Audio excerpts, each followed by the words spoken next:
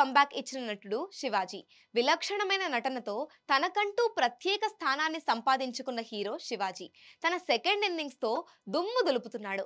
90s web series తో nice అనిపించుకున్న Shivaji ఇప్పుడు court మూవీతో కెవ్వు కేక అనిపించుకున్నాడు.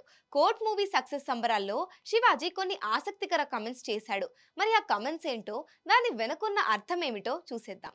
90s middle class biopic web సిరీస్తో నటుడిగా తిరిగి వెలుగులోకి వచ్చారు శివాజీ. శుక్రవారం విడుదలైన court state versus a nobody చిత్రంలో ఆయన పోషించిన మంగపతి పాత్రకు మంచి ప్రశంసలు దక్కుతున్నాయి.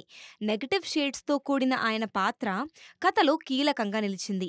ప్రియదర్శి ప్రధాన పాత్రలో రామ్ జగదీష్ దర్శకత్వంలో వాల్ పోస్టర్ పతాకంపై ప్రశాంతి తిప్పిర్నేని ఈ చిత్రాన్ని నిర్మించారు. 12 ఏళ్ల విరామం తర్వాత కోర్ట్ చిత్రంతో సక్సెస్ఫుల్గా సెకండ్ ఇన్నింగ్స్కు శ్రీకారం చుట్టానని ఆనందం వ్యక్తం చేశారు శివాజీ.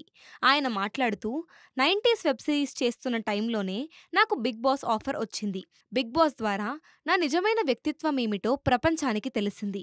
90s వెబ్ సిరీస్ తర్వాత దాదాపు 80 కథలు విన్నాను.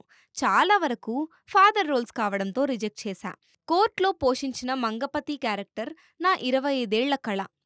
దానికి మంచి గుర్తింపు రావడం ఆనందంగా ఉంది అన్నారు.